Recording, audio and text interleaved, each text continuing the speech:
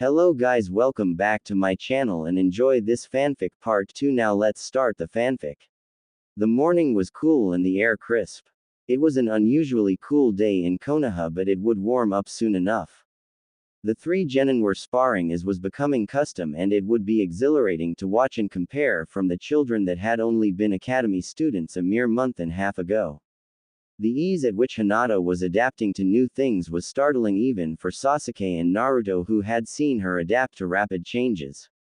While she had not managed to jump several levels in skill, she had managed to catch and easily surpass her old self's talent by the Chunin exams. While that wouldn't seem like much of a jump to most, in retrospect she managed 9-10 months of training in just a month and a half with Sasuke and Naruto. Naruto knew that if Hinata could see herself with a different Jonin and the improvements that had been made, she would never have believed it. The visible difference was staggering. The loss of her stutter, the confidence in her posture, and the more fluid movements were just the beginning. She was also excelling in her studies with a bow and arrow and was trying to combine her Jukin with Senbon needles. If she could manage, she would easily become a mid-range fighter. Their progress with their elements was rapidly excelling. Despite the fact that Naruto and Sasuke had already done some of it before they had needed to start over due to their younger bodies. Regardless, they had soared past their previous benchmarks, and according to Kakashi, there was little more that they could do to improve their mastery. Sasuke, Naruto, and Hinata disagreed. As a result, they were working on pushing their control further. Sasuke believed that the height of mastery of lightning manipulation was the ability to control the electrical impulses that the brain sent to the whole body, thus technically controlling the person.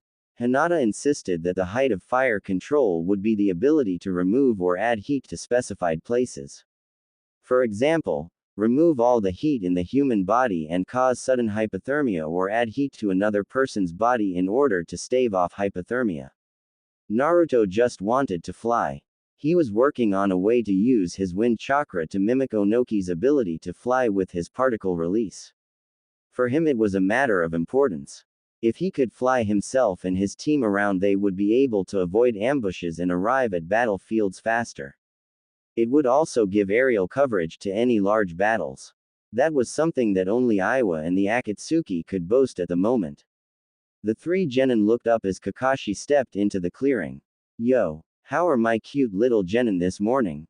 How many times do I have to tell you I am not cute, nor am I little? Naruto yelled in response, making everyone laugh. Sasuke had been unable to curb that habit with the blonde, and as a result it was always comical when it happened. Kakashi just laughed and waved his hand dismissively. Well, no need to get antsy. I decided that we are going to do a mission today, and instead of the boring D ranks we are going to do AC rank. Then afterwards it will most likely turn into an A- rank. Doesn't that sound fun? Kakashi chirped. The three genin blinked in shock. AC rank followed by an A- rank. Naruto squeaked out. Make no mistake, he wasn't scared. He was ecstatic to be doing higher level missions again, but he knew for a fact that the team wasn't quite ready to jump into A-rank missions. Calm yourselves. The A ranking is merely because of its location. Technically it is more of AC rank.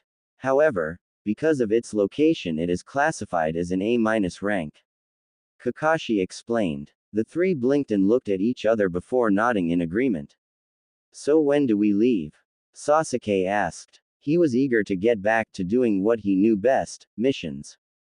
He also wanted to make sure that his skills hadn't suffered any. Although, he was anxious given the last mission he had been on. A small part of him was worried that he wouldn't be able to protect Hinata or his Hokage. The last thing that he wanted to do was hurt Naruto any more than he had already been hurt. Stop thinking about that. You need to be focused on the mission. If you are focused on screwing up, then you will. He chastised himself. As soon as all of you reach the gate, Kakashi informed them and then headed off to gather his mission gear. 10. Naruto asked the other two. 10. They chorused their agreement. The three then vanished from the clearing, leaving hardly a trace that they had been there. When Hinata got home, she quickly began to inspect her gear to ensure that nothing was missing. One thing that Sasuke and Naruto had told her to do was always keep her gear packed and maintained so that little time would be wasted when they headed out. She kept that advice to heart and then darted down the hall to her father's study. "Father, may I come in?" she called through the door. Receiving permission, she entered the room and bowed to the stern man before her. "Kakashi-sensei just informed us that we are heading out on a mission and I am to meet them as soon as possible at the gate. I wanted to inform you before I headed out so you wouldn't worry."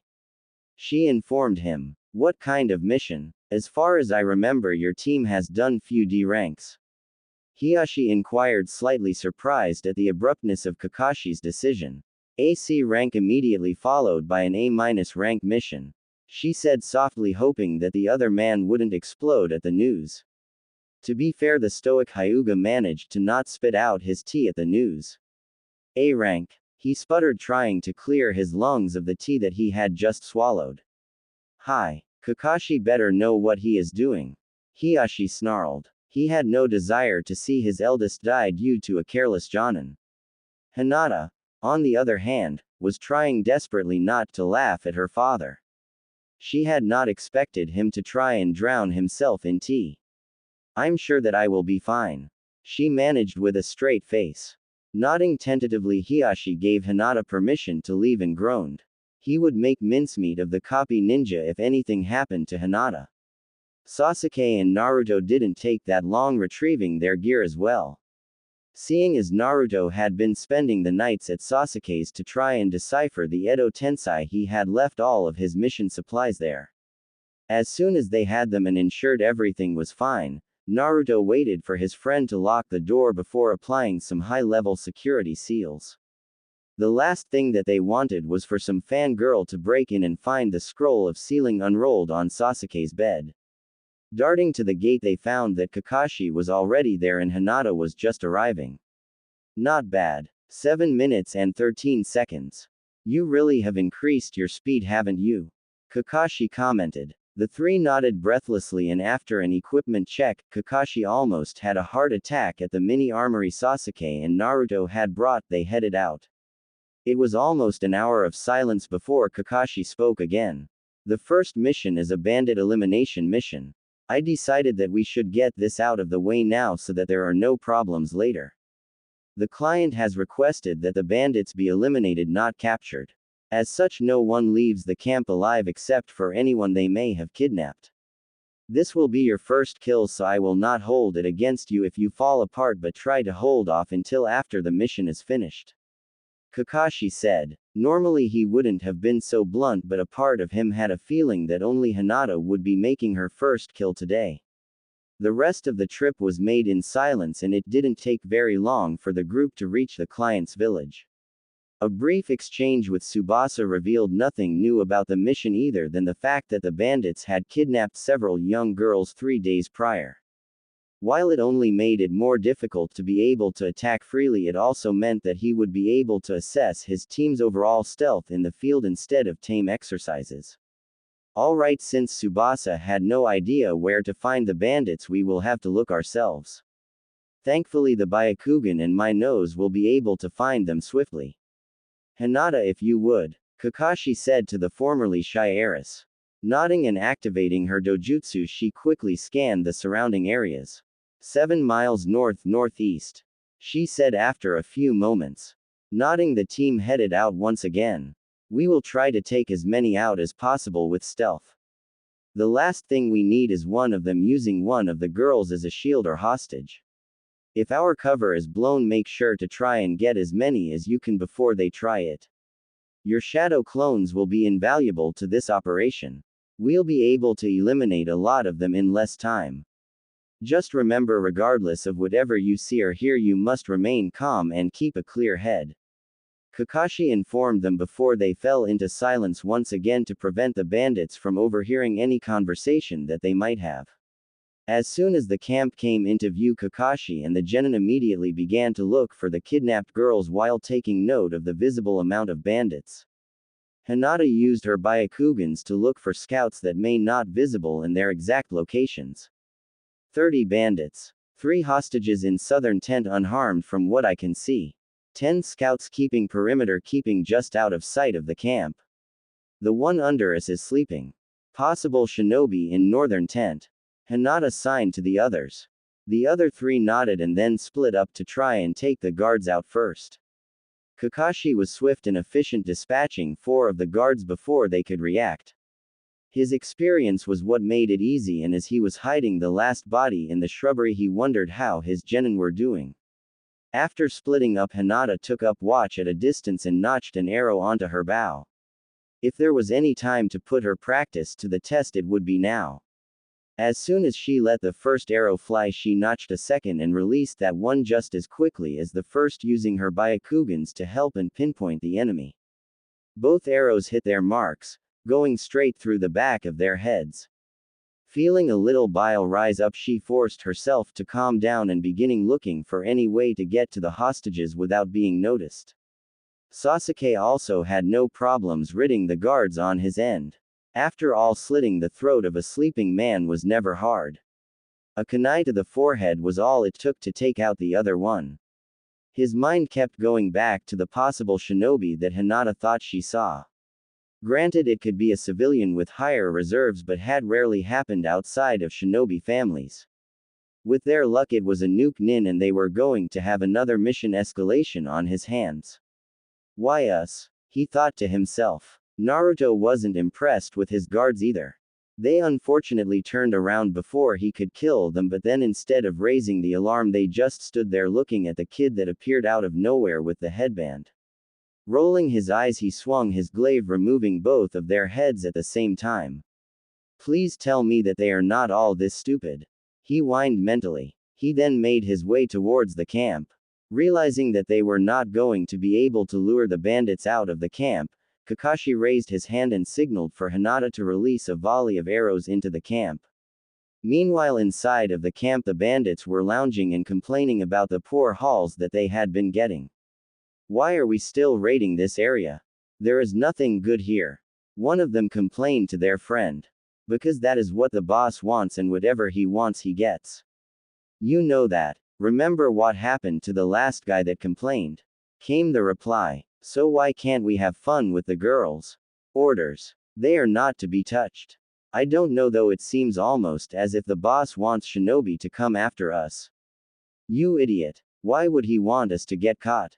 Maybe he is planning to sell them to Gato or Someth. The man's reply was cut short as an arrow lodged itself in his throat and the area was engulfed in thick smoke. That arrow was the first of many to fall as Hinata used the shadow clone on her arrow as soon as she had loosed it. Of the 30 that remained in the camp, only 12 survived the barrage. As soon as the arrows stopped, 3 figures obscured from the smoke burst into the clearing and swiftly brought death with them. The whole episode lasted no more than 2 minutes.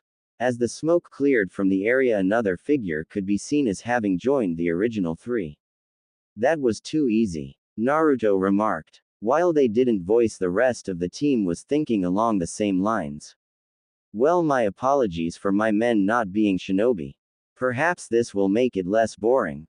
A voice rang out from the direction of the northern tent. A figure stepped out into the clearing and snickered at the shinobi, only to sweat drop as all 4 of them yawned. Great. You are Hachi from Iwagakure. You abandoned the village after failing to receive your Jonin promotion and was informed that your former Genin squad had all made Jonin already. Not much of a bounty on you either. It's almost as if the village doesn't care what happens to you. Naruto said through his yawn. Hachi growled at the blonde. How dare he speak down to him? You little. Wait a minute, you look an awful lot like that damned Yondaime of yours. Who the hell are you? He demanded. The resemblance was uncanny and he would never forget the face of the man that murdered his parents during the war. Naruto shrugged. Does it matter? You are going to die either way. He replied and then grinned at him. Tell me, why did you decide to just wait here and let your camp be discovered? None of your business. Hachi yelled, charging at the blonde only to receive a foot to the face as Sasuke knocked him away from the Rokudime. Glaring at the raven-haired boy, he raised his hands and started to weave hand seals. He was going to kill these Konoha trash one way or the other. He would kill the Yondaime look-alike and then they would have to let him back into the village. As the irate Iwa Nin wove his seals, the Konoha team looked on impassively. Through their training with Kakashi and former knowledge of Iwa's jutsu, in the time traveler's case, they knew exactly which jutsu he was doing. This jutsu was best dodged after it was cast. That way it couldn't be re-aimed. As soon as the last seal was woven and the chakra surged, the four shinobi jumped away to the side and then swiftly moved into a practiced formation for encounters like these. Hinata swiftly withdrew a handful of senbon and, after coating them with a fine layer of chakra, sent them at the shinobi. Every last one of them struck their target, multiple tenketsu in the arms and legs. Hachi cursed as he felt the feeling rapidly leaving the affected limbs and glared at the heiress. Last he had known the Hyuga were taijutsu users and their juken was not a ranged ability. Unfortunately, the man had no time to be spacing as he had no choice but to fall to the side to avoid a kunai strike from Kakashi and moved right onto Sasuke's sword. There had been no epic battle, no showboating. Just pure result-oriented combat. Removing his sword from the Jonin wannabe, Sasuke swiftly removed his head and sealed it into a scroll. Cleaning his sword he looked up and shrugged at the Jonin. What? He ran right onto it. He defended, making all of them laugh. I see that you are making impressive progress on your ranged juken attacks, Hinata. Kakashi praised. The girl blushed as they went about moving the bandit corpses to a pile and one Kaden jutsu later they were burning to ash. Almost as if they were one, the group turned and headed into the tent where the girls were being kept hostage. Overall they looked alright, but even Naruto could tell that something was wrong. Genjutsu maybe, he suggested, kneeling next to one of them. Nodding, Kakashi used the release and almost had a heart attack as the startled girl threw herself away from him, shrieking in fear. Whoa, it's alright, we are not going to hurt you. Sasuke quickly stated, trying to keep his voice even. With all of the attacks that the time traveler had been through, the sudden movement had momentarily put his instincts on high alert. The girl looked up at them and then spun to look at the other two just as Hinata released their genjutsu as well. We are Konoha ninja and we were sent to deal with the bandits and safely return you home. Will you trust us enough to lead you back to the village? Kakashi asked the three girls in a low but even voice. After looking at each other they slowly nodded and Hinata helped them to their feet. She knew that they probably would not trust any of the boys at the moment, considering what they had probably been through already. The group made a silent trip back to the village as Naruto left some clones behind to raid what the bandits had. He was secretly hoping that the bandits had some jutsu scrolls or weapons that they could use to build a decent armory with. As soon as they came in view of the gates, the girls ran ahead, hoping to get back to a setting that they were familiar with, their home. As Kakashi reported the success of the mission, the three genin stood by the gate waiting. For the most part, Sasuke and Naruto were waiting for Hinata's breakdown as the knowledge that she had ended someone's life hit her. They knew that it would be emotionally draining for the gentle girl, but also knew that she was better getting the experience sooner rather than later. It was just as the silver-haired Jonin was heading back to the group that Hinata darted off into the bushes and began to vomit. Naruto shrugged at Sasuke and left to console his future wife. It just hit her, Sasuke said plainly at the Jonin's inquisitive gaze. It took nearly 10 minutes of consoling before Naruto and Hinata rejoined the group. Hinata was looking rather pale and rattled while Naruto merely looked sympathetic. He had definitely had his share of comforting the girl when she was ill. Having a pregnant wife with severe morning sickness would give someone a lot of experience, wouldn't it? After Kakashi confirmed that the three were ready to leave, they headed off for their next mission. I'm surprised that you and Naruto are taking this so well. Well, more surprised with Naruto than with you, Sasuke. Kakashi admitted several minutes later. They were moving through the trees at an impressive rate. Much faster than a Jonin with 3 new genin would be expected to move. Well, in all fairness, I did see my family slaughtered before me. The only difference is that I was doing the killing and not spectating from inside a genjutsu. Sasuke retorted. The Hokage never told you. This wasn't my first kill. Mizuki tried to kill me after a failed attempt at framing me for the theft of the Forbidden Scroll. I killed him by accident. Naruto half admitted. He knew that the man hadn't really failed. Naruto had merely reversed who was framed. No, that was never mentioned to me, Kakashi admitted. Weird. So where are we going now? I managed to get permission after quite a long argument with the Sandaime to take you to Uzu, Kakashi explained to the genin. Naruto felt his legs lock slightly and he stopped moving. Uzu? He questioned quietly. He had intended to go back, but he had never imagined that the Sandaime would allow him to return so early. Hi, Kakashi-sensei, what is in Uzu? Hinata queried, feeling like she was the only one that was in the dark. Uzushiogakure was the birthplace and home village of the Uzumaki clan. Not only were they the founding clan of the village, but they were also the ruling family of the nation. Uzu no Kuni was one of the strongest shinobi villages at one time. Unfortunately, while they had the skill to back up their claim as strongest, they didn't have the numbers. They were massacred around the time of the end of the Second War. Kakashi explained to the heiress. Hinata found her eyes widening in shock. Naruto's mother was the only known survivor of the village. That was only so because she was already in Konoha at the time of the village's destruction. Kakashi continued. Naruto was quiet and trying to will his body to move again. For some reason, the thought that he was heading to his mother's birthplace was making him very nervous. Sasuke glanced over and saw the blonde struggling with his own demons inside. He had thought that he would be the one struggling. Am I right in assuming that you have known about this for a while, Naruto? Kakashi finally asked. Numbly the blonde shook his head in consent. How long have you known your mother's identity? He asked with genuine curiosity. He had been under the impression that the Sandaime had destroyed anything that the public could get their hands on that would link Naruto and Kushina together. Years, was the stoic reply. Kakashi nodded. Have you told anyone? Sasuke. The one-word responses were starting to concern the team as Naruto seemed to become despondent. Suddenly he looked up, eyes filled with near murderous rage. What is the Sandaime getting out of this? I refuse to go anywhere near Uzu if he thinks that he is getting clan secrets or something else from my clan. It's bad enough that he let them die. Naruto snapped, causing all three to recoil at the venom that was now present in his tone. The wording threw Kakashi off as he had no idea what Naruto was talking about. Naruto, what do you mean that the Sandaime, let them die? The Jonin asked cautiously. Well, do you remember any Konoha nins dying the day that Uzu was destroyed? Were there any reported deaths that day? No, there weren't. The death records of every shinobi in the village are publicly accessible for lineage research. Not one person died the day Uzu was destroyed. Yet the Sandaime insists that the red spiral worn by all Chunin and Jonin are in remembrance of an ally that couldn't be saved. He never even tried. Naruto growled. He was dangerously close to losing control of the Nine Tails chakra and he was having a difficult time calming himself. Sasuke reached over and pulled the blonde into his arms and began to rub his back.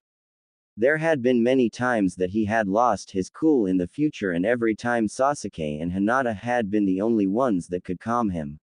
He made a mental note to teach Hinata how when they got back to Konoha. I see. Well, he did want scrolls, but if we don't find any then he can't have them. Besides, they are clan scrolls, so he would have to get your consent to access them. Kakashi reasoned, making the blonde start laughing. He had forgotten about that bump in the road for the Sandaime's plans. Sorry about that, Kakashi-sensei, Naruto said, his anger subsiding. Kakashi made a note to question him when they got to Uzu. Hopefully, the boy would open up then. He had never intended to give the Sandaime any of the Uzumaki clan scrolls anyway. He had tried to reason that the scrolls would be used to strengthen the village, but Kakashi believed that the village had no right to the knowledge of a dead clan. The way he saw it, they should let sleeping dogs lay. Who knows what kind of danger they would be in if they awoke that dog. Nodding, the team headed off once again. The trip would be a long one. Several days later, 3 days of travel, and the team finally reached a small port on the coast of Hai no Kuni. Turning to his students, Kakashi couldn't help but smile. Despite the initial anger at hearing that the Sandaime had wanted to pilfer the Uzumaki clan secrets, Naruto seemed relatively calm and somewhat excited. We will rest in an inn for the night, and from there we will get a boat to take us to Uzu. I will work on securing the transportation, so I want you three to rest. If you want to explore, do so, but try not to cause a scene, okay? Kakashi informed the three genin, who looked relieved at the thought of a bed and shower. As they separated, Kakashi began the arduous task of finding transportation. Many of the people who owned ships were unwilling to go anywhere near the whirlpools of Uzu even after they were told that they would have safe passage. Many believed the island to be cursed by the Uzumaki for the betrayal that they had endured by Konoha, and Kakashi, being a Konoha nin, wasn't helping. It appeared as if the ports that had worked with Uzu in the past had not forgotten the vow that Naruto had said was broken. Naruto, on the other hand, had showered quickly and then changed into some more comfortable clothes for the purpose of sightseeing. Calling out to his team that he was going out, he didn't wait for a reply and left the inn, enthusiastic over what he might find. He couldn't help but notice the somewhat nasty looks that he got as he walked down the streets. It didn't take long to realize that the looks were directed towards his headband. Looks like some people remember the way that the Sandaime betrayed the Uzumaki. Good to know that it isn't just me. He mused to himself. It was then that he noticed a small shop off to his right that sold some rather beautiful handcrafted jewelry. Stepping into the shop, he felt the atmosphere change rapidly and inwardly smirked. Didn't know I was back in Konoha. Shinobi-san, is there anything that I can help you with? A shopkeeper asked, and Naruto couldn't help but notice the sarcastic honorific that he had been given. I was hoping to find something for someone that I want to ask out on a date. She is pretty important to me, and well, I have no idea what to buy her as a gift. Naruto confessed. I see. Well, most of the time you want something that reflects her personality or is connected to something that she likes. Or something that is symbolic for the two of you. He said in reply. He had been rather irked at the gall of the Hidden Leaf to claim the spiral and paint it red after they had betrayed the Uzumaki. He hadn't been that old, but he did remember the smoke rising from the island and the sailors waiting anxiously for a force from Konoha to Uzu that never came. One of his best friends had been an Uzumaki and he had never forgiven them. Now there was one in his store. He was trying to put biasedness aside and be professional, but the more he looked at the headband, the more he wanted to scream. She likes flower pressing. She is very gentle and we both like foxes. Naruto replied after a moment. I suppose she could remind you of a graceful raven the way that she moves. He added as an afterthought. Well, I think that you might find what you are looking for over in the case. He said, directing the blonde to the indicated case. Thanks. Naruto chirped and hopped over to take a look. Despite having married Hinata in the future, they had been in the middle of a war, so buying gifts had never been something that he had done. He was too focused on trying to keep his friends alive. Hinata never seemed to mind as long as he came home safely. So how long are you and your team staying? The shopkeeper asked, trying to keep his voice neutral. He wanted to know how long the village would have to suffer their presence. Just until the morning, or however long it takes to get someone to take us out to my mother's homeland, Naruto replied honestly. His response, however, had piqued the interest of everyone who heard it. Your mother's homeland? Yeah, my mom was born in Uzu and I am finally getting to see it for the first time. That is if someone would take us. He replied, still looking at the display. He knew that he was taking a very dangerous gamble, but he had to risk it. Just by the looks that he had gotten on his way through the village, he knew that Kakashi would have no luck finding someone. That is not very funny. How dare you spew such a filthy lie like that? One irate customer yelled, taking a step forward. My mother was Uzumaki Kushina. She left the village when she was approximately 8 years old and went to Konoha on the request of her great aunt. She died 12 years ago on the same night that I was born, thanks to the Kyuubi attack. Sorry, Kurama. I am Uzumaki Naruto, he said, turning, finally making everyone in the shop stare in shock. There had been rumors that Kushina had indeed been pregnant. Could the boy be telling the truth? All Uzumaki are red-haired. The same customer sputtered in indignation. My father's genes won out in that regard. I got my father's hair color. Naruto countered. Prove it. The shopkeeper suddenly demanded. How? I don't have genetics test to show. Even if one existed, I wouldn't be allowed to keep it thanks to the Sandame. He asked honestly. One of my friends was an Uzumaki and he left some of his possessions here in case he needed them later. Mostly clothes. However, the scroll he sealed them in has a blood seal on it. Only an Uzumaki can open it. If you can open it, I will take you across myself. He challenged. Fine, bring the scroll. Naruto replied, not backing down like everyone had thought he would at the thought of proving his genetics. Not even a minute later, the scroll was laid down on the counter and Naruto walked over slowly. Biting his thumb, he smeared the blood on the scroll and undid the seal. No one moved and no one dared breathe. There was an Uzumaki right in front of them. When do you want to go and how many are coming with you? He asked quietly. Naruto beamed as his gamble paid off. As the ship left early the next morning, Kakashi couldn't help but feel his pounding in response to the previous day. He had absolutely no luck finding a captain willing to take them over to Uzu, and yet Naruto had somehow managed in an hour.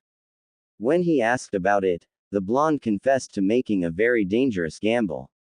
Despite that, he was proud of the boy for his efforts and the way that he had somehow managed to temporarily, at least, mend the rift between the Konoha nin and the sailors in that port. The sea breeze was refreshing and he had the genin practicing some safe chakra control exercises for the duration of the trip. He could only hope that he would be able to try and gain some trust with Naruto soon. The Sandame was starting to apply pressure to find out why Naruto and Sasuke seemed to change so quickly. Especially so close to the Forbidden Scroll incident. It was going to be a long trip. Naruto, Sasuke and Hinata were sitting on the other side of the ship across from Kakashi, staring intensely at the water balloon that they were holding. The goal was to try and add fire chakra to heat the water slightly, but not enough to pop the balloon. Unfortunately, Naruto and Sasuke had already melted the balloon 5 times and Hinata kept making the water boil rapidly. So rapidly that the balloon popped and sent water hot enough for tea spraying everywhere. The rubber layer between their hands and the balloon was making it difficult because they were trying to get the elemental chakra to the water without disturbing the container. Arg, Kakashi-sensei, there has to be some trick to this. Can't you give us a hint? Naruto finally yelled in frustration. The Jonin merely smiled at them and went back to his book. I know, Dobi. I'm struggling over here too, and I thought that I had pretty good control over my fire chakra before. Sasuke sighed, leaning back. Hinata continued to stare at the balloon until she cried out in triumph. The males looked over to see the water at a gentle boil and the balloon intact. How did you do that? Naruto shrieked in disbelief. The heiress blushed and looked at her teammates. Channel your chakra into the balloon first and then change its nature after it has merged with the water. From there, just raise the concentration until the water begins to boil. She lectured. Both of the time travelers blinked 3 times at her before screaming in frustration at the easy solution that they had missed. Within minutes, they too had managed the exercise. Good, now keep trying until it only takes 5 or less seconds. Kakashi ordered, much to the genin's dismay. Nodding in acknowledgement, they went back to work. The captain looked over at the Jonin in contemplation. While he seemed far too laid back and somewhat irresponsible, Naruto-san truly seemed to respect him. As a result, he had found himself begrudgingly respecting the Jonin as well. While it seemed that Sandame did indeed have an ulterior motive for sending them to Uzu, the Jonin seemed to have no intention of following through with his orders. Similarly though, the Jonin seemed to have his own agenda for going to Uzu as well. Shaking his head, he focused ahead once again. The whirlpools of Uzu were notorious for swallowing any vessel that dared approach carelessly. There was only one safe passage for anyone that did not know the seals for releasing the security that was in place, and he was only one of 2 that knew it. How the invaders got on Uzu he still didn't know, however he was determined to one day find out. Immediately after hearing the news of the invasion, his father had checked the other ship captain that knew the route and found that he was still in the hospital, in a coma. The same place that he had been for 2 years. Ever since he had refused to tell a group of pirates how to get to Uzu. Without a Yamanaka, it would have been impossible to find the information, and as far as anyone knew, there had never been a Yamanaka in the hospital. His father had taught him the route and made him continuously take it until he had memorized the pattern. The last thing that his father had ever taught him. "We will be there in an hour," he called out to his passengers. It had been nearly 3 hours since they had left, and he was looking forward to seeing the once majestic island again. Having had no need to go there, he hadn't been to Uzu since the last trip with his father. It was a long 4-hour journey, however well worth the trip. He just hoped that the boy wasn't getting his hopes up. There was no one on the island. Most likely the place had already been picked clean as well. Whatever he was hoping to find was most likely not there anymore. Naruto's heart sped up just a little at the knowledge that he was to be landing in his ancestral homeland in just 1 more hour. He wasn't sure of what to expect when he got there. Corpses, destroyed buildings, living people, endless possibilities raced through his head, and he was struggling to keep his imagination in check. Kurama had informed him that the clan library should still be intact, having been guarded by very powerful seals to prevent theft. He knew for a fact that he wanted to get to that at least. He did not know near as much as he needed to decode the Edo Tensei, and he would need to if he intended to prevent as many casualties as possible. As the island drew closer, the shinobi stopped their activities and moved to the front of the boat. They couldn't help but stare in fascination as the captain swiftly and skillfully navigated between the whirlpools, taking them safely to port. The port was in far better shape than Naruto expected, and he stared as he saw various ships from other nations rotting in the water. It was clear that whoever stepped foot on the shores of the island did not leave that day. Carefully as not to trigger any remaining traps, he navigated through the docks and into the village itself. The skeletons, an echo of lives previously lived, lied on the ground, some with weapons still run through them. Many of the skeletons had headbands wrapped around their foreheads or on the ground next to them. Some were no older than newborns, killed before they even had a chance. It was clear that the invaders had come with the intention of genocide. Stay sharp. The security system is still probably active, and the Uzumaki were masters at trap building. The captain called. He had no desire to head farther into the island to see further destruction and turned to head back to his ship. Before he knew it, there was a copy of the blonde next to him smiling. "I'll walk you back so that you don't trigger any traps by accident. I wouldn't want anyone getting hurt because of me," the clone said and headed off with the captain. The real Naruto glanced around and couldn't help but feel sorrow welling up at the loss of people he never even met. Perhaps that was why he was filled with sorrow. He never met them, and he could have. If only the Sandaime had sent them backup. He thought angrily. "I'm going to try and find the security system to disable it so that we can walk freely," he called out and headed off towards the center of the island. Kakashi let him go, knowing that it couldn't be easy for the blonde to see so many people that he could have called family but never got a chance to. "Did you really let all of these people die when you had the chance to save them?" he pondered of the aging man. It seemed to Kakashi as if there was far more skeletons in Konoha's closet than he thought. "One day the skeletons will come out. What will you do then, Hiruzen? It will be the end of Konoha." If only Kakashi knew. The path through the village center was littered with even more skeletons, all of them varying in age and gender. Many of them lost their lives trying to flee from the attackers. Obviously none of them made it. A small part of Naruto snorted as he remembered the redhead that had been working for Orochimaru. Karen, I think it was. Did her family escape, or was they not in the village when the destruction happened like Mom? He wondered to himself. Every so often he would stop and dismantle the traps that he found and pocket the usable supplies. The ones that were too old or would no longer work, he sealed in another scroll to keep everyone else safe. He had to hand it to his relatives, they were very good at trap making. Second only to him. The thought caused the fox inside to start laughing.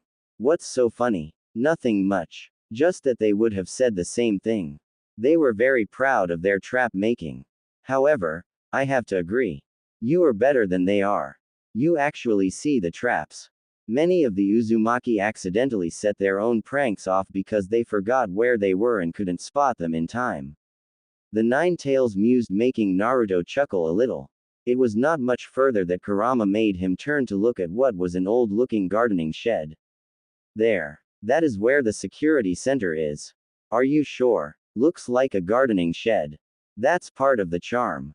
How many people would think to look in a gardening shed to turn off village security? Naruto had to admit that the fox had a point and entered the building cautiously. While the structure looked like it was about to collapse in on itself from the outside, the inside told of a different story. The building was intact and a seal was the only thing in the room, and that was on the floor. If someone looked in here, I think that they would have noticed. Naruto said, sweat dropping. The fact that it is visible to you only means that the seals on the building itself recognize you as an Uzumaki by blood. No one else would see this. They would see a gardening shed about to collapse and a lot of rusty tools. That was actually a very ingenious idea. Naruto was contemplating implementing it for the barrier division after he retook the throne of Hokage when the door slammed shut. What the? He swore, running over. No matter how hard he pushed, the door wouldn't budge, and it was clear that he wasn't getting out. Before he could try to look for another exit, the seal began to glow and nothing but a wall of white could be seen. Soon Naruto knew nothing more. Do you think that Naruto-kun is okay? Hinata asked as she looked down at the skeleton of an infant that looked like it had been clutching a small bear when it had died. It's Dobi, he'll be fine. Sasuke said. Not 2 seconds later, a massive pillar of light rose into the sky from the direction that Naruto had run off in. Sasuke groaned and felt the need to amend his statement. If trouble doesn't find him. The shinobi glanced at each other and raced towards the light, hoping that Naruto had not gotten hit by a security measure that the island had in place. When they found the blonde, he was lying in a crumpled heap in the middle of the courtyard. His eyes were closed and his breathing shallow. After a quick check for injuries, Hinata sighed in relief. He is just unconscious. Something drained a lot of his chakra though. She stated, pulling the blonde's head into her lap. Sasuke breathed a sigh of relief and then rolled his eyes. Dobi, you never make looking after you easy, do you? Kakashi narrowed his eyes but said nothing. Hinata, is there anyone else on the island that you can see with your Byakugans? No one that I can see in my range of sight. She said with a quick scan. She had even turned her head so that she wouldn't be taken by surprise if someone had been in her blind spot. She was quite proud of her dojutsu's range now that she had been improving. Sitting down, Sasuke rubbed his head and looked at the Jonin tiredly. Make sure that the Sandaime didn't put any listening seals on you. You never know with that senile fool. He snapped. Kakashi rose an eyebrow at the command but did so anyway. He had the feeling that he was about to get the explanation that he was after. After finding none, he sat down and looked at Sasuke quietly. Naruto and I have a lot of secrets that we can't share with you at the moment. It is not because you aren't trustworthy, Kakashi-sensei, however we need to know just how far the Sandaime is willing to go to get the information that he wants on us. I know that he has been pressuring you to find out why we are different, but at this moment we can't tell you. Depending on how things go until the next Chunin exam held in Konoha will be whether we can tell you. However, you need to know that we are and are not Naruto Uzumaki and Sasuke Uchiha. We have possessed ourselves in a sense. He said, looking the Jonin in the eye. Hinata knows. He said, still suspicious. Just the basics. Naruto-kun said that there were things that I was better off not knowing, and I believe him. He had no choice but to tell me after I confronted him the day that we graduated. Hinata explained. I do know that they need as much help as they can get and that they need as many people that they can trust as possible. We can trust their instincts.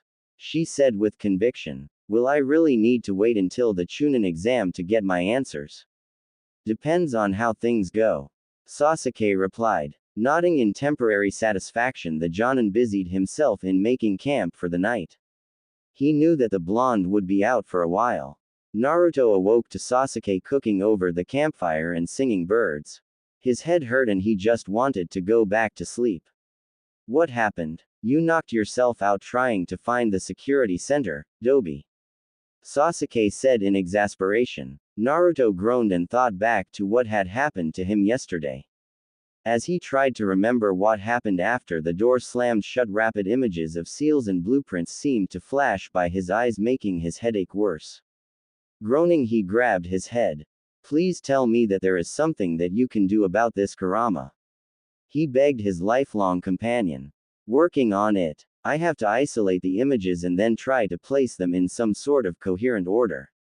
I know that the key to finding everything that you want to know is in here, we just have to find it. I thought that was the security center. It was. Perhaps the seals thought that it would be easier to figure things out yourself. Or the center works differently than I thought. It may be possible that all of Uzu's knowledge is stored just like the security maps. The Nine Tails replied. Great. It took nearly 4 hours for Kyuubi to sort out the information that had been crammed into Naruto's head, and by then they had already eaten lunch. Okay, I got it. Follow me. Naruto chirped as he finally deciphered the lost diagram. Uzu's layout had been much more complex than he had thought. Walking to the fountain in the middle to the village, he began to weave a rapid set of hand seals. When he was done, he placed one hand on the ground and the other he cut open and placed inside the fountain. As the blood and chakra mingled, an elaborate seal began to reveal itself as it wrapped around the stunned shinobi and then continued out into the distance. The seal eventually stopped expanding, and in a bright flash of light the village was transformed. Holy shit, was the collective thoughts of all those present. The light that blinded the 4 shinobi was finally fading, and the sight that it left behind was one that would forever remain in the mind of the young shinobi witnessing the events. Uzu had undergone a transformation as a result of the seal matrix, Naruto's blood and the chakra mixing at the center of the village. What was once ruined buildings and scorched ground littered with long-forgotten skeletons was now a bustling marketplace.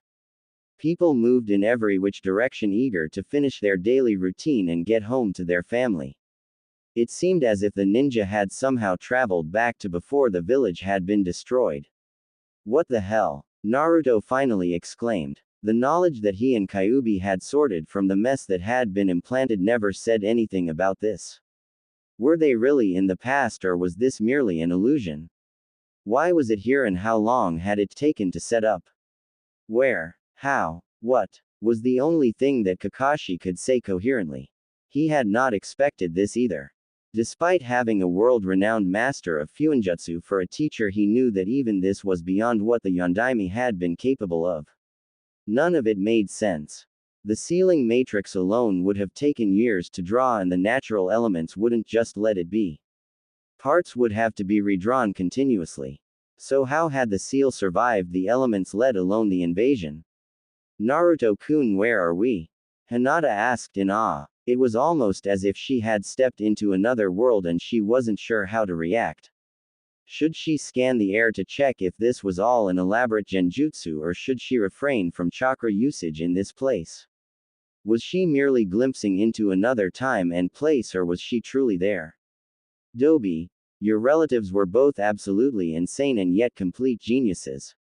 Sasuke said out loud as he stared at the masterpiece in front of him. He was even aware that the work necessary for this kind of elaborate setup would have been nearly impossible without a very large team working on it.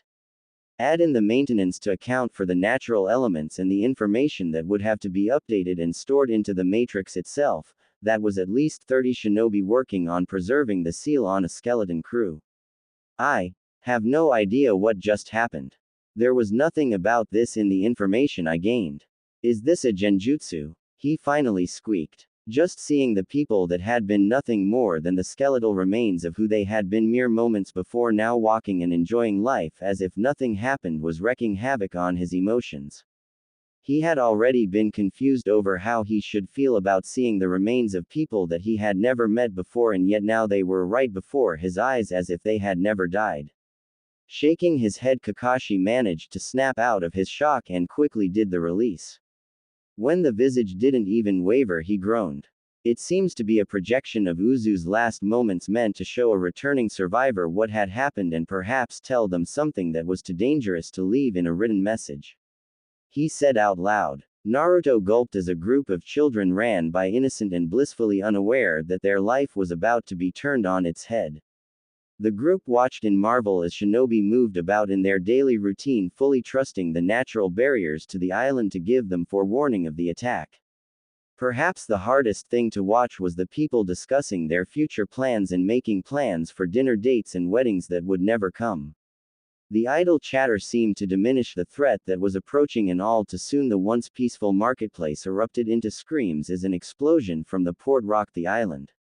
Civilians quickly turned and fled towards the largest building on the island, seeking safety and perhaps shelter. Many never making it more than a foot or two before they were cut down by enemy shinobi flooding into the streets. Ships seemingly materialized in the ports, the signs of an invasion becoming apparent as the cloaking genjutsu wore off. Shinobi raced forward, trying to buy time for the civilians to make their way to the emergency shelter, only to be overwhelmed by the sheer number of enemies flooding into the village. Then, as quickly as the invaders attacked, they were repelled by a barrier that sprang up between the residents and the aggressors.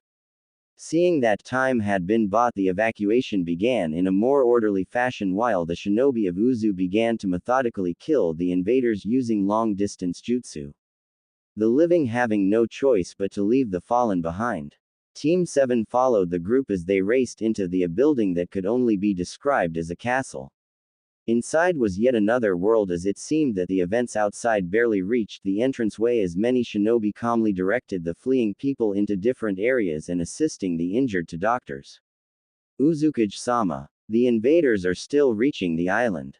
There are hundreds if not 1,000 enemy shinobi. There are hundreds dead already and many more injured. The Barrier Corp has activated the defense system, but they will not be able to hold it for very long. A shinobi reported off to their right. As the group turned, they were met with the sight of a tall red-headed woman that could easily be mistaken for Kushina if not for the age and seriousness in her eyes and the calm way she approached the situation. Has a message been sent to Konoha for assistance? We just sent it out. Hopefully they will get here in time. The Barrier Corp can only hold the barrier for just so long. 2.5 days safely, 4 if they use every ounce of chakra they have and then convert their life force. The woman sighed as she looked at the terrified faces around them. Where do the invaders come from? Iwa, Kumo, Kiri and a handful of smaller nations. I don't understand. Didn't Kiri take a vow to never attack Uzu when they were gifted the 7 Blades of Honor? They did. So either they have betrayed us or they have been split into 2 factions. One that refuses to honor the agreement and one that still holds true. If that is indeed the case, then the loyal faction is unaware of the attack. However, there is no time to question Kiri's loyalty at the moment. With the port damaged and occupied by the enemy, we have no way to evacuate safely or quickly. She said in anger. How had they not seen the attack? How had the enemy safely navigated the whirlpools? How could this happen without any forewarning from their spies in the countries? There were too many questions and no time to seek the answers. Send out some scouts to ensure that the secret passages are safe. Take note of how many boats we have down there in good condition. I do not believe that or has been inspected in some time. Then begin leading the women and children through the secret passage if it is safe. Try to get as many out as you can. Until then, begin recording everything starting 15 minutes ago in the Transcendence Seal. Someone will return should we not make it, and I want the truth to be available to whomever does. I have a feeling that Kiri's betrayal will not be the last. Seal off the library and the armory. Try to move the injured in the hospital out of harm's way. Take out as many of the invaders as you can. I don't care if they call it the coward's way to attack while behind the barrier. They started the fight the coward's way and we will end it one way or another. She commanded. Taking a breath, she steeled herself. If we do not receive a response or reinforcements from Konoha in 36 hours, prepare for a code black. I will not let them leave alive if I can help it. The shinobi stared at her in shock but hurried to do as instructed. The woman then turned and headed down the hallway, her destination already mapped in her mind. Naruto followed after, certain that this woman, the Uzukage, was his grandmother. The hallways became decidedly more deserted as she went, and though it seemed to take an eternity, she unsealed a set of doors and entered the room. It was dark at first, but then candles began to light themselves as she walked, illuminating the hallway. It was empty with not a soul or decoration to be seen. Like the trip to the room that they headed down, it seemed to take an eternity to reach their destination, but they soon watched as the room opened to a large circular space that had a lone person sitting in the center. So we have been betrayed finally. I expected as much, the figure said, the voice decidedly female. Despite sounding quite old, it still held an air of authority to it. That is correct, Haim-sama. The Uzukage replied, kneeling in front of the woman. A tragedy for sure, however not unexpected. Have the preparations been made, Yumi-chan? Yes, they have. I have little faith that Konoha will honor the treaty that was made with Hashirama-san. As such, I have made arrangements to use that seal should it come to it. Very good. A shame really that none of them figured it out. The voice seemed to have an air of sadness to it. Figured what out? Yumi sounded genuinely curious as to what the older woman spoke of. The key to peace. Had my father or even my grandmother figured it out, we would not be here at this moment watching as our very lives collapsed down around us. Power and compassion alone cannot bring about the end result that they sought. However, they cannot just be combined into one with no balance. That is what they both missed. A hidden code that Tobirama was so close to deciphering. How he deciphered the secret behind the Sharingan is beyond me. However, he did, and it changed the way that the Sharingan was perceived by those that took the time to read his research. The old woman turned to look at the cage and smiled in reassurance. Not all is lost yet, my dear. Kushina is not in Uzu, and as such our last moments will not be lost forever. There will come the day when the Uzumaki return, and when that happens the world will change. I can feel it. The child of prophecy will be born into this world soon, and when that happens nothing will be stay the same. While my daughter may not be in Uzu, she is still in the hands of those that have betrayed us. Therefore I cannot rest easy. I still fear for her safety. Understandable. You should leave and command the troops as is your responsibility. Yumi, stay strong, and no matter what happens the Uzumaki will survive. As you wish, Ryoko Haim. As the quartet moved to follow the woman, they were stopped as a voice called out. So you have come, Naruto. Spinning around as fast as he did caused the blonde to slightly lose his balance as he stared wide-eyed at the woman. How? I am not like most others, I could feel your presence. It is as I told Yumi. The Uzumaki have not died out and you have returned for the truth. I will give you the answers that you seek, all you have to do is ask. The silence reigned as Naruto attempted to sort out his mind so that the right questions were the ones that he asked. Some questions that he had would not have cleared up anything, and in the end would have only created more confusion. Finally, as one question settled in the forefront of his mind, he steeled himself and looked the woman in the eyes. Who are you and what really happened here? The dice had been cast and there was no going back. However, the answer that they received changed everything for the group, as they had not prepared for their knowledge of the world to be thrown on its head. Meanwhile in Konoha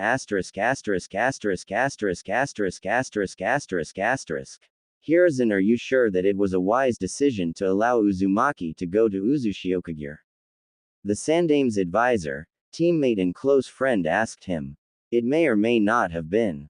However, Kakashi had a point. Naruto has been pulling away lately, and if he drifts too far then we may have a rogue on our hands with unknown abilities. His performance in the exam feels like the tip of the iceberg to me. Kakashi has had very little luck in getting the blonde to open up to him, and I fear that he and Sasuke know more than they let on. As it is, Sasuke is already classified as a flight risk due to the mental trauma sustained from the massacre. The aged man replied. He had spent nearly 2 days straight arguing with Kakashi over the man's insistence at taking the Jinchuriki to his homeland. However, in the end he had run out of reasons, and Kakashi argued that Naruto may open up more if he was allowed a small piece of his past to be gained. Despite that, he wasn't about to let this chance go to waste. The Uzumaki clan's mastery of Fuinjutsu was unrivaled in the world, and despite his own talents in the field, Minato never even came close to being on par with an intermediate Uzumaki. He was not going to let the secrets of the Uzumaki clan remain hidden on the island. So when he realized that he had been fighting a losing battle, he consented on the condition that Nei scrolls found were to be handed over immediately to him. If Naruto demanded that he be allowed to keep the scrolls, he would merely argue that the genin was not ready to wield the knowledge that was written in the scroll. That he was afraid that the genin would be far too reckless with the technique and hurt himself or others in the process. Granted, the plan could backfire, but it was his best course of action. I see. Well, if you feel that is the best course, I will say nothing more. However, are you sure that it was wise to assign Team 8 to a C-ranked mission given their difficulties in working as a cohesive unit? I see it as a reality check for the group. Kurenai will learn how best to handle the genin, and the genin would learn that the best way to survive their missions will be to act as a cohesive unit. I honestly wasn't going to give it to them, however, I feel that it was for the best. Besides, what is the worst that could happen? It is a simple escort mission. It's not like they will run into shinobi on it. The Sandaime replied, turning his attention back to his never-ending paperwork. Asterisk asterisk asterisk asterisk asterisk back with Naruto asterisk asterisk asterisk asterisk asterisk asterisk asterisk. The group was silent as they started the long trek back home to the Hidden Leaf. Despite the fact that it wasn't far, it felt as if it would take an eternity to get there, the knowledge that they had received from Ryoko weighing heavily on their minds. None of them knew how to handle it, and each one was struggling with their own doubts and fears as a result. Kakashi for one was silent as he learned that not only had the Sandaime refused to send backup to the Uzumaki, one of their strongest and most loyal allies, he had lied to everyone in the village about how the attack happened and that he had not received a request for aid from them. A whole country had been destroyed over one man's foolishness. He was honestly rethinking his loyalty to the Hidden Leaf. The Hatake clan took many traits of wolves, and one of the strongest was loyalty to the pack. Granted, he had ignored those instincts for as long as he could after his father died, however, that had resulted in one of his friends dying. He hadn't ignored them since. However, he now knew that the Hidden Leaf village was not against turning on their own, even if it was only because of the decision of one senile old fool. Sasuke was also contemplating what he had learned, but for different reasons. The Sandaime had been responsible for the deaths of not only his clan but also for that of a whole nation out of pure greed. That would be the only reason that the man would have for requesting the Uzumaki clan scrolls to be brought back and handed over to the village. However, now he had something else to worry about. He had never thought to check the clan's library for anything that may have gone missing. Had the greedy thief looted his clan's library after they died? Had they truly been buried properly?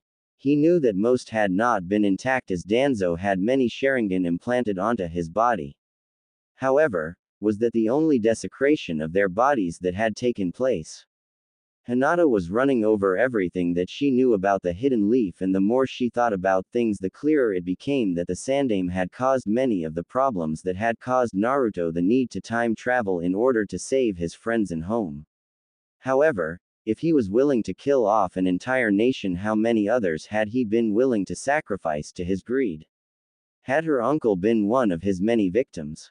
Also, how many of the Uzumaki had been able to escape from the village during the attack?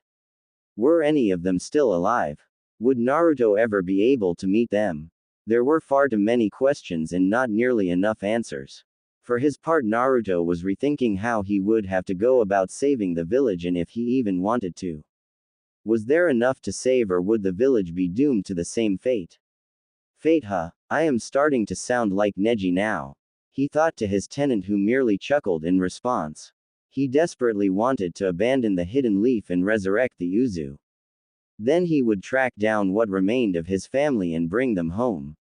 Afterwards he would leave Konoha to its fate.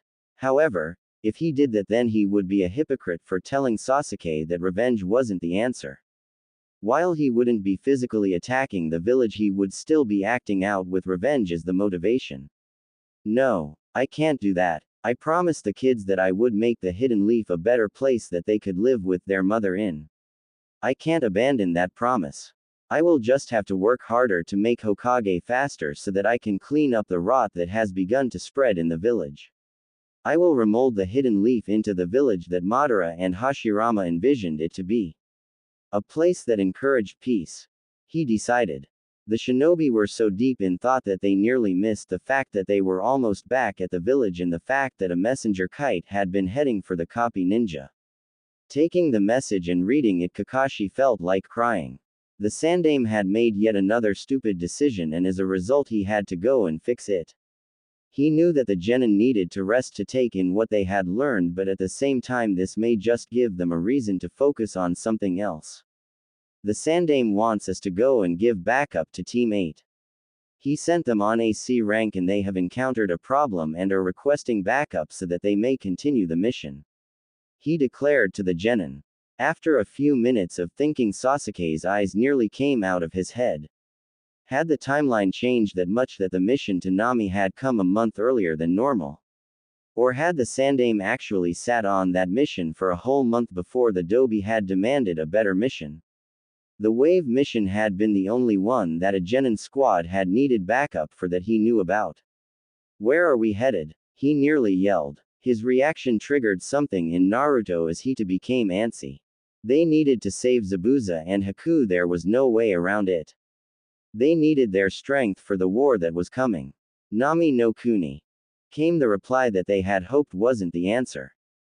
The team turned and headed in the direction that would take them to the mission where everything would indeed start. The test of whether or not they would succeed in their mission had officially begun. As the team ran alongside the chosen route to Nami, the Rokudaime couldn't help but feel a sense of dread settling into his stomach. His team should have been the one to receive the wave mission, and yet Kurenai was sent instead. There was no way that Sakura and Kiba could handle Zabuza and Haku. Shino would be able to keep calm, but with little support from his team he wouldn't last long. Kurenai, Naruto had decided, was a lost cause. A special Jonin in name only, she barely had the skills necessary to lead her team, and even though he knew that they hadn't been ready for AC rank, he never did understand the kunoichi. She never really did anything for Hinata, and to him it seemed as if any progress that was made with Shino and Kiba in the original time was because of their clans and that she had barely a hand to do with any of it. Hinata used to tell him stories of how Kurenai seemed to baby her from most anything. It was disheartening to know that someone who was so intent on protecting the one that she saw as a sister fall so far behind and endanger her even more, but not acknowledging the fact that she was only making it worse. Hey sensei, did the message say how Team 8 was faring? He asked, breaking the silence. Kakashi turned slightly to look at the genin. Just that they had been ambushed and that they needed backup. I was instructed to take the team and head to Nami immediately to act as backup. I have no idea how bad it is or if they continued moving after sending the request. He replied. Probably did. Naruto thought to himself, thinking of Kiba's personality. They had been a lot alike, always overestimating their abilities and never admitting that they may be over their head. However, while Naruto had learned his lesson, Kiba never had, and that was why the Inuzuka died on his last mission. He hadn't called for backup when he realized that he was outnumbered. Despite the fact that he had been KIA, Naruto had denied him from being added to the memorial stone due to the fact that he had died due to his own stupidity. Sakura had protested, but he had merely ignored her. As far as he was concerned, showboating and stupidity should not be rewarded the same way as those that died like true heroes. For his part, Kakashi was thinking along the same lines as the future Hokage. He had to admit that Kurenai had not been ready to take her genin squad on this mission, and that the Tokubetsu Jonin should have turned around as soon as she realized that she was out of her league. Instead, she had decided to endanger the life of 3 genin, one of which was a clan heir. He knew that if anything happened to Shino because of her, the Aburame clan would never let the Sandame live down his decision to form that team. He could only pray that Kurenai had decided to stay put and wait for the reinforcements. Somehow he doubted that she had made that call. By the time that the team reached the water, they had yet to run into the Genjutsu user and her team. For Naruto, the feeling was growing stronger as he realized that they probably ran into Zabuza, and for all they knew, everyone was already dead. Crossing the water on foot, they picked up speed as they neared the clearing that undoubtedly held the injured team. Kurenai was having a bad day.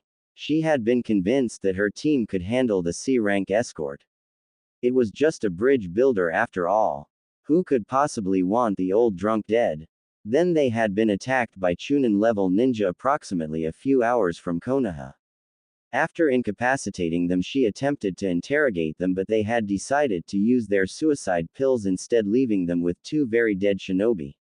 She knew that she should have asked Tazuna for more information, but at the time she had yet to make the connection. He was still just a drunk bridge builder. She sent the request and then continued on. She knew that if aid was sent, then there would be at least one more Jonin, so there is little chance that they would be into much danger, right? She had been naive in thinking that the next shinobi that would attack would be just the same as the last two. Never had she believed that she would be facing Zabuza Momochi, one of the 7 swordsmen. They had been able to dodge his first attack, but after that the fight went downhill. He had demanded that they hand over the bridge builder, and that was when Kurenai realized that she had ed up. The next attack had been sudden, and while she had deflected it, she had not gotten away unscathed. The genin were no better. Shino had managed to avoid any serious damage, but Sakura and Kiba had been completely hopeless. Sakura had decided that she was going to scream and cry instead of protect the client, and Kiba had attacked Zabuza, insisting that he was no big deal. His gallant, and rather stupid, plan backfired immediately, and because of that both Akamaru and Kiba were severely wounded. She could only hope that backup arrived soon. Staring at the ragtag group before him, Zabuza couldn't help but sigh in boredom. The only one that he was really having any trouble with was the Aburame. Any time he came too close to the bridge builder, the Aburame's hive would try and swarm him, making him have to move away. He had never anticipated having issue with a genin, let alone one that was severely limited in what they could do technique-wise. Deciding that he should end the fight, he jumped on top of the water and began weaving hand seals. He had hoped to finish the fight without using any jutsu either than the hidden mist to keep the genjutsu user blinded. As he released the water dragon, he was confident that the mission was over until another met it halfway. Despite the fact that his dragon was quite strong, the second one tore through it and continued heading for him. Dodging the attack, he looked at the newcomers and smiled. Finally there was a challenge. So the copy ninja, huh? I'm honored. Zabuza mused out loud. Kakashi merely landed next to the exhausted Jonin and glanced at her in disapproval. Why didn't you hold fort and wait for backup? He snapped. Kurenai glared at the man, knowing that he wouldn't have done that. You're one to talk. You wouldn't have. She snapped. Internally, Sasuke and Naruto nodded in agreement. Kakashi hadn't the first time around. Be that as it may, at least I can fight on par with other Jonin despite any handicap. You are severely limited in what you can do in certain situations, and in the fog is one of them. Knowing that you were heading to a place that would have had a lot of fog or an extremely high chance of fog, and after needing to call for aid, a proper Jonin would have waited. He lectured. He had very little patience for the woman that was constantly overestimating herself merely because she was skilled in one of the more control-intensive arts. Granted, she had talent for genjutsu, but not nearly enough to have continued with this particular mission, and she knew it. Hinata, check on the others and then protect Tazuna. Sasuke and Naruto, I want you to be ready should anything happen. I trust that you won't get in over your head. The 3 genin nodded and quickly took position. Hinata darted over to Shino and assessed his condition, healing what she could with what she knew. Afterwards she moved to Kiba and Sakura. She barely needed to check to know that the two were beyond her ability to heal, and went about giving basic first aid to the two. She had been excelling in her lessons and she was told that she was almost ready to move to the next level, but she hadn't reached it yet. So her ability to heal was rather limited. Basic first aid and triage, however, were well within her ability. Kakashi turned to look at Zabuza and assessed his condition. Kurenai hadn't even made him try and he was very relaxed. He knew that he would have to be careful. Had this been another time and place, he would have uncovered his Sharingan at the very beginning. However, while training with the team, he had realized how far his skills had slipped as a result of over-reliance on the Sharingan and had set out to correct it. He rarely ever used his Sharingan at the beginning of a battle anymore, and he felt as if he had surpassed his previous level. He knew he would probably need it, however, at some point through the fight. Zabuza was also assessing his opponent. He had thought that he would get to see the infamous Sharingan, yet the Jonin showed no sign that he was going to reveal it. He was calm, and despite the rumors that he had let his training slip, he had the feeling that if anything, the copy ninja was more dangerous now than he would have been a few months ago. Lifting his sword, he decided that he would get the battle started. Dashing forward, the swordsman swung his blade, the Kubikiribocho, at the Jonin, who skillfully evaded it and retaliated by swinging a kunai at the missing nin's neck. The fight between the two was a constant game of cat and mouse as they both attempted to land a hit on one another. It seemed that the power that Zabuza had was easily deflected by the nimbleness of the Hatake, so they were pretty evenly matched. When it became apparent that the two were getting nowhere as they resorted to ninjutsu. However, Zabuza was quick to notice that there was something off about the water dragon that the Jonin used instantly. "That dragon that countered mine wasn't yours, was it?" he asked as they stared one another down. "Nope, that dragon belonged to one of my genin. I'll leave it to you to determine which," Kakashi replied in amusement. He had long realized that Sasuke and Naruto were far beyond his level, even if they couldn't use it all for some reason, and that they were not going to show it unless it was necessary. The dragon that had raced past him when they had caught up to the team had taken him by surprise, and to be honest with himself, he didn't even know which genin made it. Zabuza turned to look at the three that were now guarding the bridge builder and eyed them in contemplation. He doubted that the Hyuga would have been able to achieve a dragon of that size. However, the other two seemed to be a mystery to him. He knew that the raven-haired boy was most likely the surviving Uchiha, but the blonde was of unknown origins. However, the was that he was being stared at was making him uncomfortable. "Interesting group you have there. I never thought that I would see a Hyuga with Iryo Jutsu. However, did you manage that feat?" the swordsman asked in genuine curiosity. "The clan has no control over what I teach my genin, and I made them aware of that. They weren't very happy, but at the same time they knew that I was right and they couldn't stop me," Kakashi replied. He knew that the Hyuga elders had been pissed at the meeting when he had reminded them that they were not allowed to interfere in his training unless there was a valid reason. He had been ignoring their request for meetings ever since. He knew that if Hiashi had a problem with it, he would have said something about by now. Not that it would have mattered to him anyway. Hinata was skilled, and he would be damned if he let anyone stunt that growth.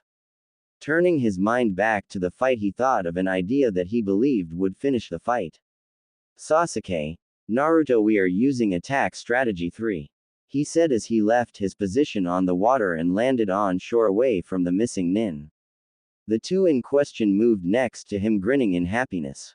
Kakashi had found that the two of them loved making new jutsu and finding ways to combine them, so he had come up with several ideas for combinations that the team could use. Somehow, though, they had taken mid-level combinations and made them lethal to anything in its path. Yet another quirk that they had. They loved making destructive jutsu.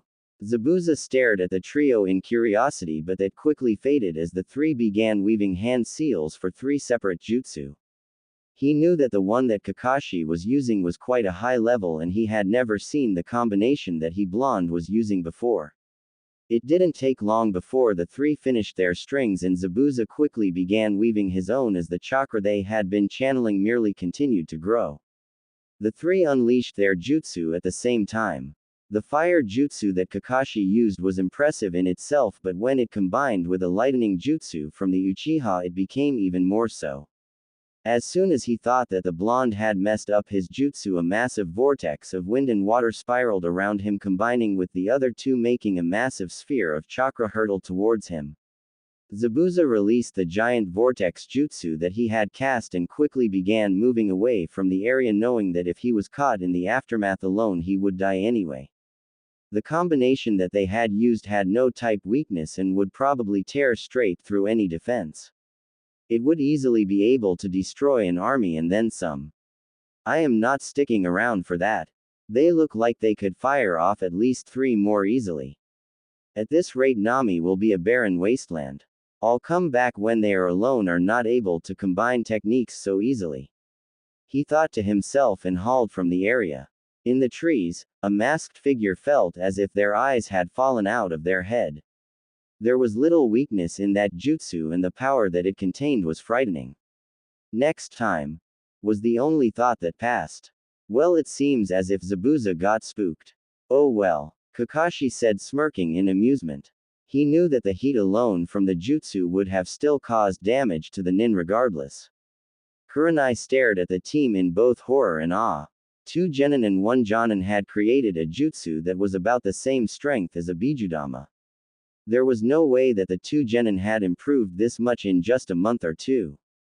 They could easily be jonin rank if the rest of their skills were up to par. Kakashi-sensei, Shino has low-level injuries that I have healed and chakra exhaustion. Kiba has a severe head wound and has a lot of broken bones. Sakura's back was broken. Kiba and Sakura's injuries are far too severe for me to heal. Hinata called out to her jonin, who nodded in confirmation. Do you have any stasis scrolls on you, Hinata? The heiress nodded and quickly sealed both of the injured genin away and then jogged over to her team. Kakashi looked over at the genjutsu user and shook his head. I suppose we should hope that the injuries can be fixed, or else those two will be medically discharged from the force. I hope that this taught you a very important lesson, Kurenai. He chastised as he summoned one of his ninkin. Pakun, I need you to take these scrolls to the hospital and this one to the Hokage. He said, handing the scrolls to the ninkin, who nodded in confirmation before heading off. Thankfully Akamaru's injuries were mild, so Hana should be able to heal him. Shaking his head, Kakashi looked over at the bridge builder, who stared in nervousness. I think that you have some explaining to do. He barked, and Tazuna nearly wet himself. The fury that was radiating off of the older shinobi was nearly palpable. One long explanation, a tongue lashing, and a lecture later, Kakashi looked over to the remaining genin. I know that my genin can handle this mission, but I still want your opinion. We are far closer to Tazuna's house than we are to Konoha, so it would be easier to complete the mission. However, we also have to take our other comrades' conditions into consideration. Kakashi summarized. He had anticipated Naruto to be the one that spoke up, but it was Sasuke instead.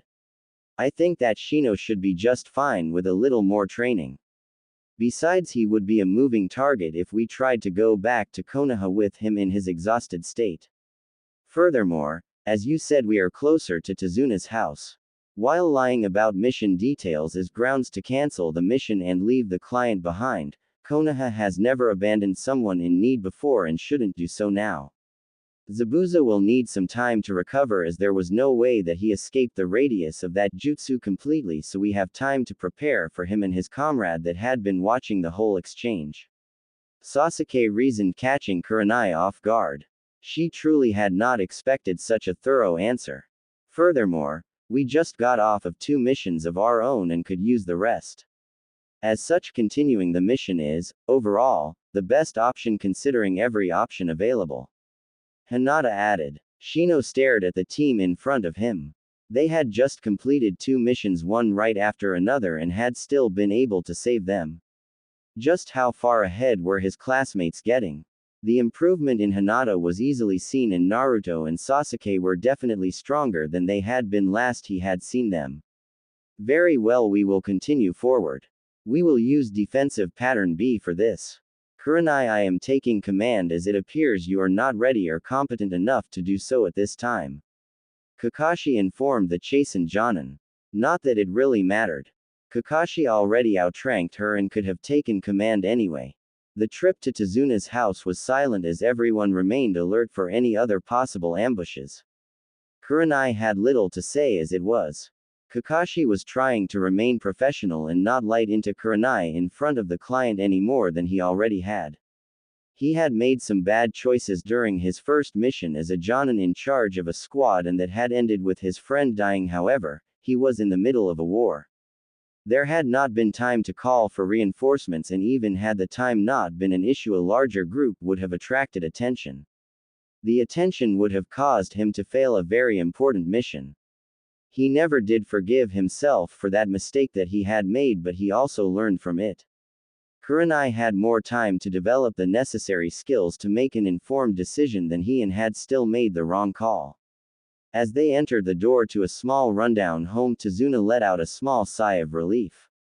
"Tsunami, I'm home," he called out. Almost immediately a woman came around the corner looking relieved. "Father. Thank goodness you are safe," she exclaimed, and then looked at the group behind him. "These are the ninja that Konoha sent to protect me," he said. The woman looked a little skeptically at the group but put it off to a ninja thing that there were 4 children among them. She hoped that the bridge would be completed soon and that Gato would be overthrown so that everyone could return to a peaceful life. "Grandpa, you're home," a voice yelled out, and a kid launched himself at the old man. Tazuna smiled and hugged Inari. Looking on at the scene, Naruto felt a small feeling of happiness. He knew that Inari would grow to be a very reliable man with the right push, of course. Naturally, though, he would have to put up with the bratty behavior until then. As the door closed behind them, Naruto wondered exactly what else had changed. He hoped that it wasn't anything too big as that may just cause more than a hiccup in their plan. The next day at the bridge builder's house was a quiet one as the tension between the 2 Jonin could be felt. Kurenai was still not pleased with the tongue lashing that she had received in front of the genin, or the way that Kakashi had pretty much accused her of trying to kill her team. Kakashi, on the other hand, was trying to control his temper and not light into the woman again, and in front of a lot of civilians this time. This was truly no time for them to be fighting, and the last thing they needed was for any more animosity to be seen between them and be used by the enemy later. As the genin walked downstairs, they looked between the 2 Jonin and groaned. Sitting down and thanking Tsunami for the meal, Naruto waited a few minutes before speaking up. "Hey Kakashi-sensei. What are we going to do now? We have no idea where Zabuza is or what condition he is in.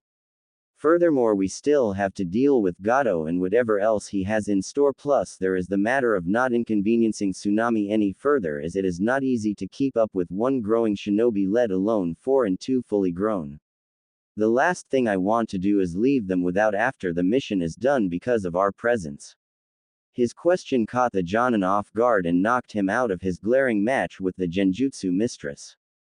Even Tsunami had been startled by the question and the amount of consideration that the blonde had put into it concerning her family. "Well, I intend to do a little training with all of you so that you are better prepared for what is coming. We could scout out the area and try to find Gato's location. From there we will be able to tell whether or not Zabuza is with him close by or not. If Zabuza is not close by to Gato and there seems to be little resistance in regards to other shinobi present, then we could raid Gato's base and shut him down quickly. If there are other shinobi in the base or Zabuza is nearby, then we will have to return and brainstorm some more," he replied. Tazuna and Tsunami were staring at the group as if they were insane. Storming Gato's base with or without shinobi, there was suicide with the amount of guards and people he had working for him. "I want to raid Gato's place anyway. I think that he is somewhat known as a collector of rare things that he may be able to tempt people to work with him for. Like jutsu scrolls, famous weapons, things like that. I want to know if he has anything that belongs to my family," Naruto replied, piquing Kurenai's curiosity. Kakashi appeared to be in deep thought when Inari stood up abruptly, catching the occupants of the room off guard. "Why? You'll just die anyway. It's pointless," he snapped. Naruto shook his head in sadness. "I'm sure that you felt that way when you were learning to walk, talk or read.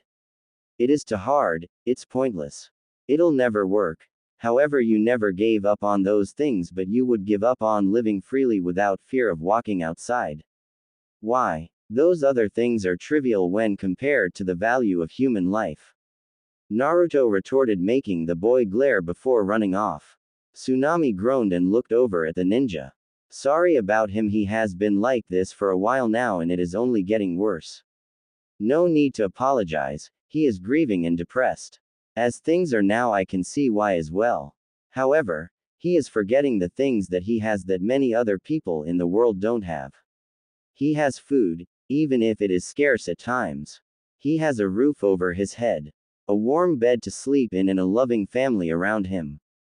He is merely overlooking the important things because he can't see past the grief of whomever he lost. Naruto said, making her eyes widen. Sasuke nodded in agreement and looked out the window. It's true. He does have things that a lot of people would kill for. Both literally and metaphorically. People have killed over beds, homes, and food before. People have killed families for things that they had no control over, and they have killed for no reason, just to spread the suffering. He is a very lucky person. However, he is letting that grief consume him, and when that happens, you can lose yourself and become someone that you will hate later when it is all said and done. The grief that a person feels can make them do things that they otherwise would not have been able to do or thought that they could bring themselves to do, like murder or lash out and hurt loved ones in anger.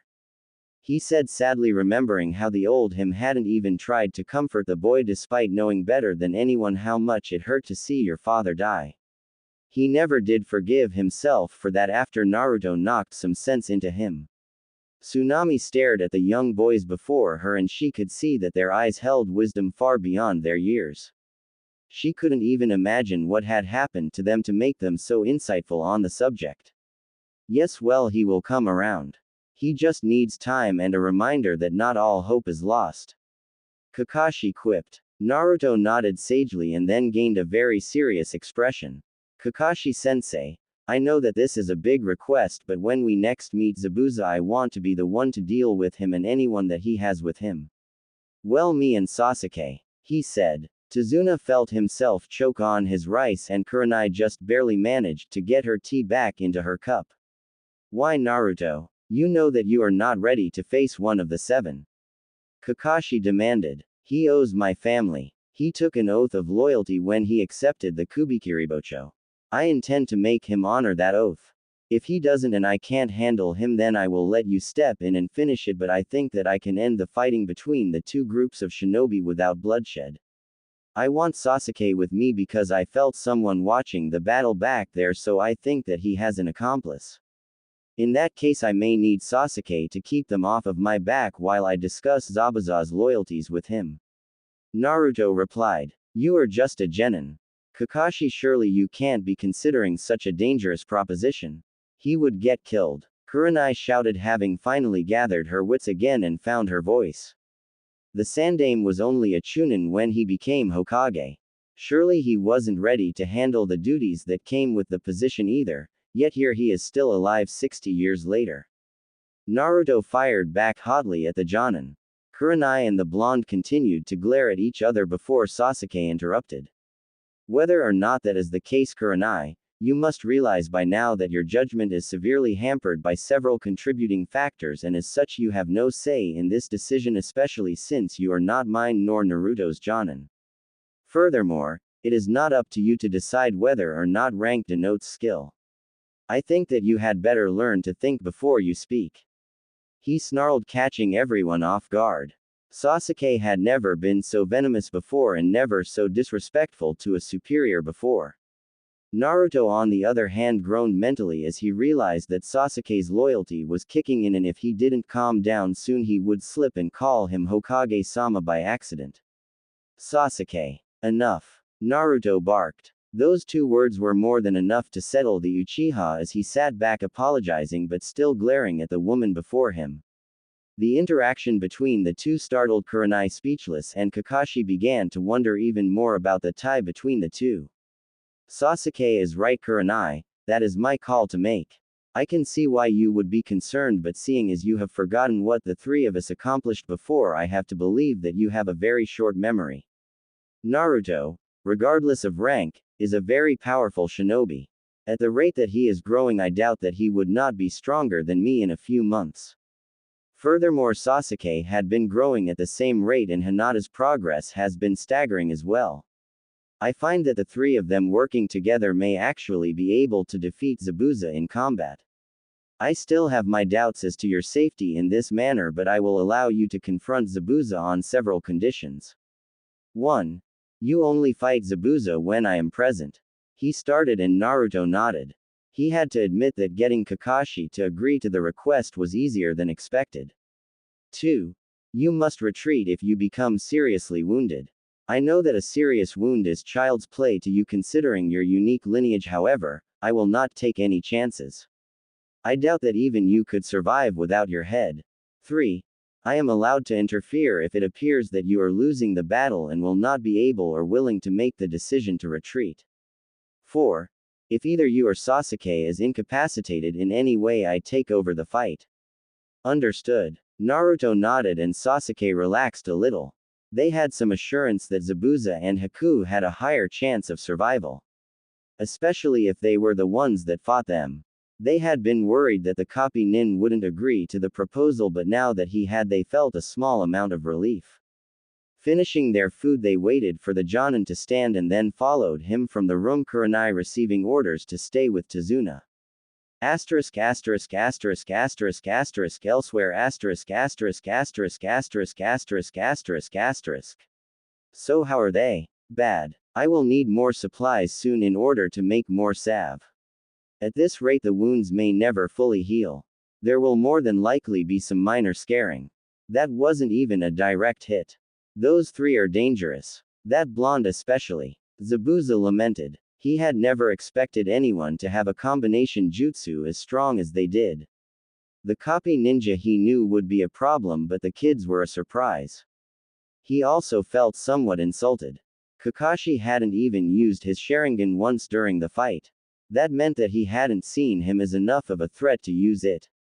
He had heard that the man had gotten weaker over the years due to grief, but if anything he seemed much stronger than he used to be.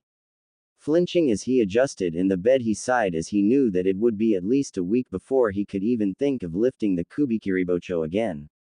Damn them. Asterisk asterisk asterisk asterisk asterisk asterisk asterisk asterisk back with Kakashi asterisk asterisk asterisk asterisk asterisk asterisk asterisk asterisk.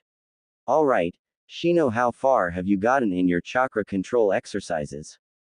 Kakashi asked as soon as they were far enough away from the house. I have mastered the tree climbing and am currently working on the water walking. However, I appear to be having some issues with it. The Aburame admitted. He was almost ashamed at how far behind he seemed to be compared to his classmates. Nodding, Kakashi looked over at Hinata. Try to help Shino master the water walking so that we may work on the next phase. Also, I want you and Sasuke to begin working on attempting to combine your elements. How far you get will allow me to know if you have enough yang chakra to manifest into a more complex element. Especially you, Naruto. Kakashi instructed, and the four got to work on their individual assignments. With Hinata's help, Shino quickly discovered what he was doing wrong and had the water walking mastered to Kakashi's approval in an hour. Immediately afterwards, Kakashi tested Shino's chakra type. Not even Kakashi was prepared for the results given the fragile nature of Shino's Kikai insects. Well, that's interesting. You have fire and earth chakra. If your yang is high enough, you may be able to use the lava release. Kakashi quipped. Sasuke smirked over at the bug user. Welcome to the club. This team pretty much has all of the same chakra types. We'll help you train, okay? Kakashi watched in amusement as the four quickly busied themselves by working on their chakra natures and practically ignoring his presence. Well, he didn't mind, that meant that he could do some reading. Almost a week had passed with no news of the swordsman and no luck on scouting for Gato until Naruto had a shadow clone follow on of Gato's thugs back to their base. As soon as it did a quick inventory of the number of people present and the current lack of a shinobi present, it dispelled and sent the information back to the original. Found him, Naruto said during lunch. The shinobi turned to look at him and he smirked at Kurenai's look of disbelief. He is in a mansion north of here.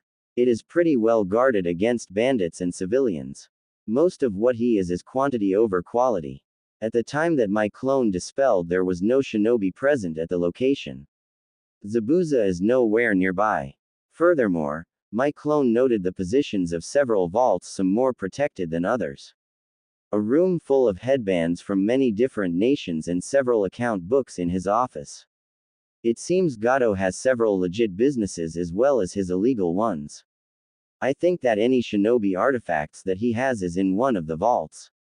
I believe that we should hit the mansion before facing down Zabuza, as the headbands may belong to other shinobi that he has hired in the past and then had killed to avoid paying them.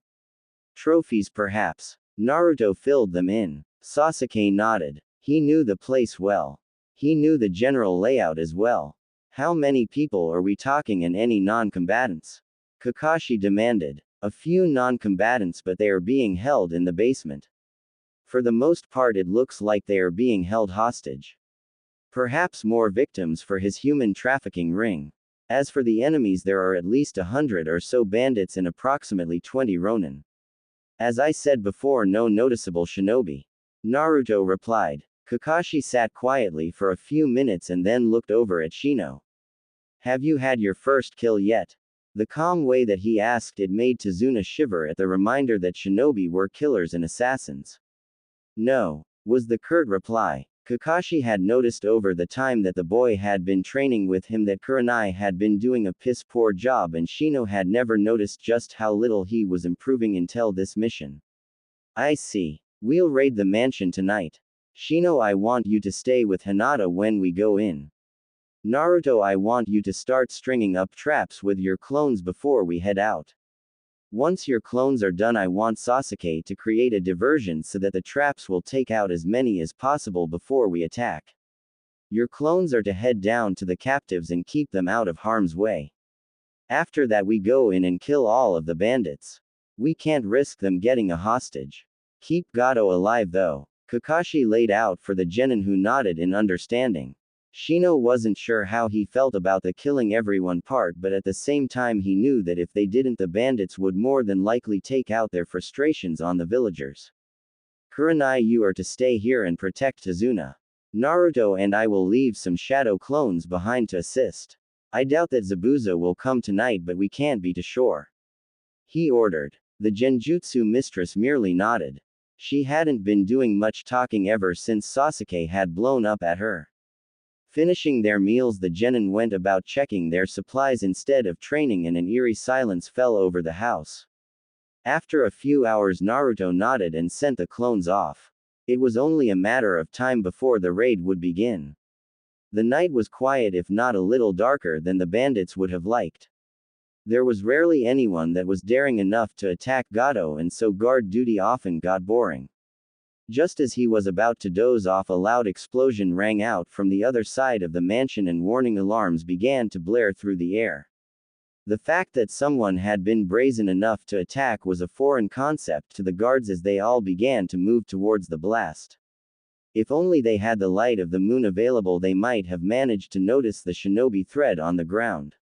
They may not have tripped the traps. As he was running to the source of the explosion, Yusuke cursed at the timing. He had been about to go to the bathroom and he really didn't want to deal with any intruders at the moment. He only had a mere second to register the fact that his foot had caught onto something before he knew nothing more as a hail of kunai and shuriken embedded into his skin. The men that had been running behind him freezing at the sight. That proved to be their downfall as the exploding tags on the handles began to detonate one by one, the explosions echoing down the hallways. Down another hallway no sounds could be heard except for the echoes of the other traps. It may had been deserted if not for the corpses littering the hallways, a myriad of Senbon littering the floor and walls. Many of them sporting a slightly off-green color. There was no blood, no explosions, just the quietness that came with a silent death. The death that accompanies a lethal poison. All across the compound a mass array of traps were set off one after another as many of the hired help frantically tried to respond to the first attack. After several more explosions the bandits were trampling each other in a desperate attempt to escape the mansion alive. What they found at the exits though was just more death. What they had come to know as a safe hideout had suddenly become a prison in which death was visiting every cell. As the first wave of panicked bandits made a break for the exit, Shino quickly dispatched a wave of insects to deal with them as he drew a kunai and swiftly darted in, hoping that he could keep it together as he ended one life right after another. In the trees above him, Hinata was providing even more distanced support with her arrows flying true. It was eerie how swiftly the traps had been set off and how accurate Naruto's predictions had been when estimating how long it would take for pandemonium to take over. No longer were they thinking rationally. They just wanted to survive. Unfortunately, they had chosen the wrong line of work as they were cut down quickly. The raid ended as fast as it began when no more enemies came from the building and it became eerily quiet once more. This is Shadow Fox. All the traps have been triggered.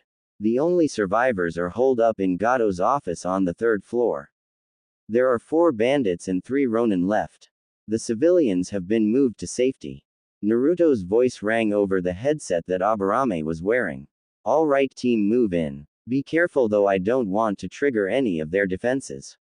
Affirmative, came the chorused response. As the groups began to make their way through the building not a word was said.